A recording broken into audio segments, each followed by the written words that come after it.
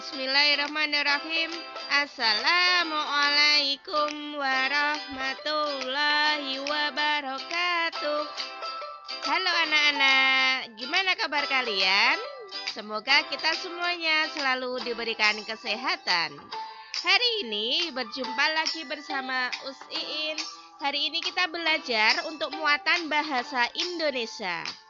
Untuk hari ini kita sudah masuk ke tema 4, berbagai pekerjaan. Subtema 1, untuk kelas 4 di SD Muhammadiyah Program Khusus Banyudono. Selanjutnya, untuk tujuan pembelajaran dalam video ini adalah menyebutkan tokoh-tokoh dalam cerita. Kemudian dapat memberikan pendapat terhadap perilaku tokoh dan dapat memberikan pendapat tentang inti cerita.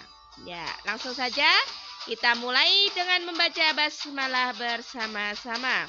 Bismillahirrahmanirrahim.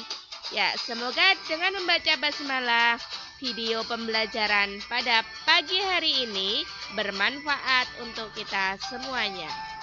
Langsung saja kita akan masuk, yaitu mengulas isi buku sastra. Ya, sebuah buku sastra itu biasanya berisi satu atau beberapa cerita. Nah, mengulas isi buku sastra itu berarti menjelaskan satu persatu hal yang dibahas di dalam buku tersebut. Ya, selain itu, mengulas isi buku juga berarti menilai atau memberi pendapat terhadap buku yang sudah kalian baca. Nah, kemudian hasil dari mengulas buku cerita itu yang disebut dengan ulasan, gitu ya. Nah, kemudian hal yang dapat diulas dari sebuah buku sastra itu diantaranya yang pertama yaitu tentang data buku. Data buku itu di dalam ada judul, ada penulis, penerbit, jumlah halaman, dan tahun buku yang diterbitkan. Kemudian yang kedua ada inti cerita yang terdapat dalam buku. Ya. Gitu ya. Kemudian apa aja yang ketiga yaitu yang dapat diulas dari buku sastra yaitu manfaat. Manfaat membaca buku tersebut, itu manfaatnya apa. Dan yang terakhir yaitu tentang kelebihan dan kekurangan dari buku. Gitu ya. Itu hal-hal yang dapat diulas dari sebuah buku sastra. Selanjutnya menyebutkan tokoh-tokoh pada cerita. Nah, tokoh itu adalah pelaku. Nah, pelaku dalam sebuah cerita. Nah, tokoh ini dibedakan menjadi dua. Ada tokoh utama dan ada tokoh pembantu. Nah, tokoh cerita itu dapat berupa manusia, tumbuhan, hewan, atau benda mati. Nah, jika tokoh utama berwujud tumbuhan, hewan, atau benda mati, maka tokoh tersebut bertingkah laku seperti manusia, gitu ya. Nah, apa itu tokoh utama? Nah, tokoh utama itu adalah tokoh yang selalu hadir dalam setiap peristiwa dan menjadi penentu tema cerita. Sedangkan tokoh pembantu itu adalah tokoh yang berperan untuk mendukung tokoh utama, gitu ya. Kemudian selanjutnya memberikan pendapat terhadap perilaku tokoh dari cerita yang dibaca. Nah, lakukan cara berikut untuk memberikan pendapat terhadap tokoh cerita untuk tokoh dalam sebuah buku yang kalian baca. Yang pertama, kalian harus membaca seksama jalan ceritanya. Kemudian kalian memperhatikan perkataan dan perbuatan tokoh tersebut. Kemudian terakhir memperhatikan gambaran lingkungan. Nah, gambar lingkungan dari kehidupan tokoh. Gitu ya. Selanjutnya, kita juga bisa memberikan pendapat tentang sikap tokoh pada cerita. Nah, saat memberikan pendapat kita juga harus memperhatikan hal-hal. Nah, apa itu? Ya, hal-hal yang harus diperhatikan saat berkomentar itu yang pertama adalah komentar itu disampaikan dengan alasan yang logis. Jadi tanpa ada alasan kalian hanya berkomentar aja, itu tidak boleh ya. Harus dengan alasan yang logis. Kemudian yang kedua, komentar itu disampaikan dengan bahasa yang sopan. Kemudian yang ketiga, komentar disampaikan dengan jelas. Dan terakhir, tidak menyinggung perasaan orang lain. Gitu ya. Kalian bisa memberikan pendapat tentang sikap tokoh pada cerita. Selanjutnya, bagaimana memberi pendapat tentang inti cerita? Nah, langkah-langkah memberi pendapat yang pertama adalah bacalah cerita dengan cermat. Kemudian yang kedua, carilah paragraf yang memuat permasalahannya. Nah, ketiga, carilah penyebab awal munculnya permasalahan tersebut. Dan terakhir, carilah juga bagaimana permasalahan itu diselesaikan. Gitu ya. Ya, pertama, selanjutnya ini kita mari membaca, budayakan literasi membaca agar sekalian menjadi anak yang cerdas ya. Mari membaca. Pemimpin idola, pemimpin yang jujur. Ida, temanku sebangku mungil, berkulit hitam manis. Tidak banyak bicara dan pandai, itulah cirinya. Ia seorang anak yang sederhana. Ayahnya sudah lama meninggal. Ia tinggal bersama ibu dan adiknya.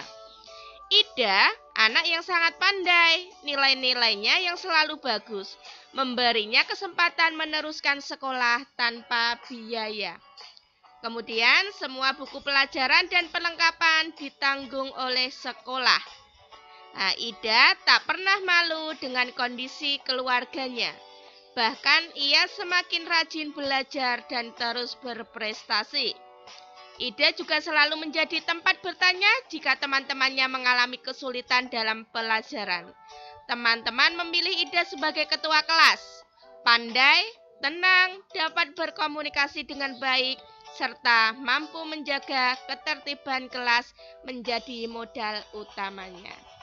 Ya, selanjutnya itu ada sebuah cerita yaitu Usin bacakan, nanti kalian bisa kembali membaca di rumah ya.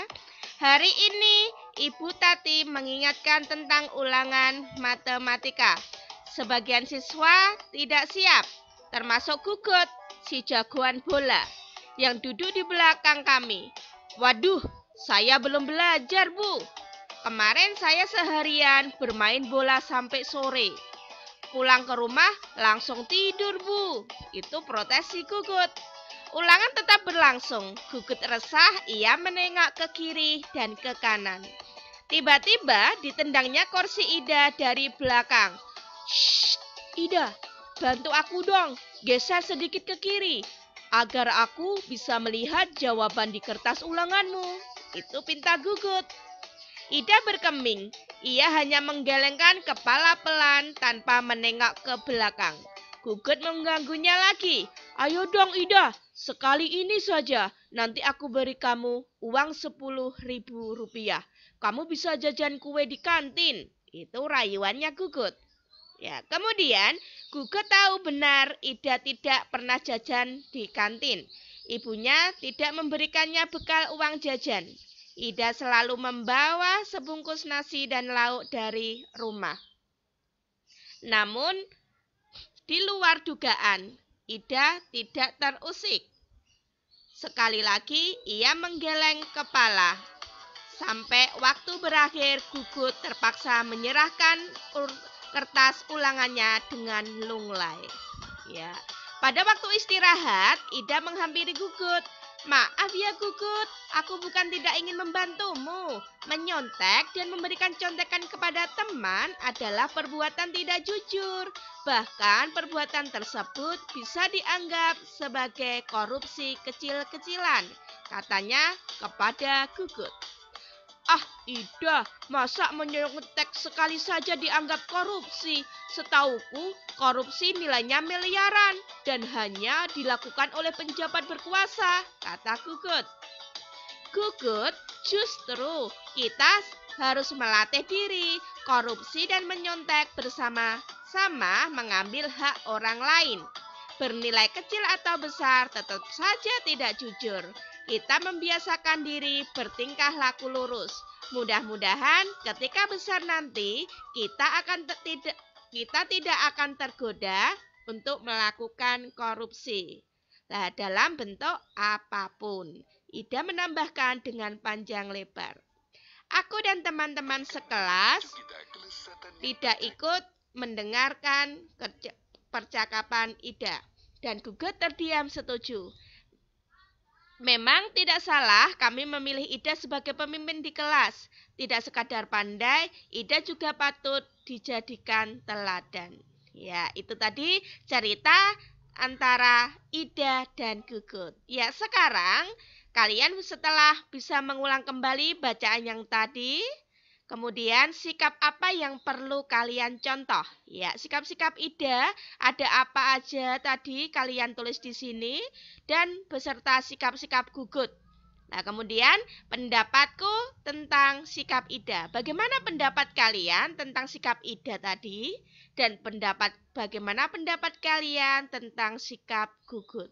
Kira-kira sikap apa ya yang perlu kalian contoh? Ya, seharusnya sudah tahu ya. Ya, silakan dikerjakan. Kalian bisa diskusikan bersama orang tua atau teman kalian. Kerjakan di lembar kertas folio. Gitu ya. Usina akhiri, tetap semangat dan jaga kesehatan. Wassalamualaikum warahmatullahi wabarakatuh.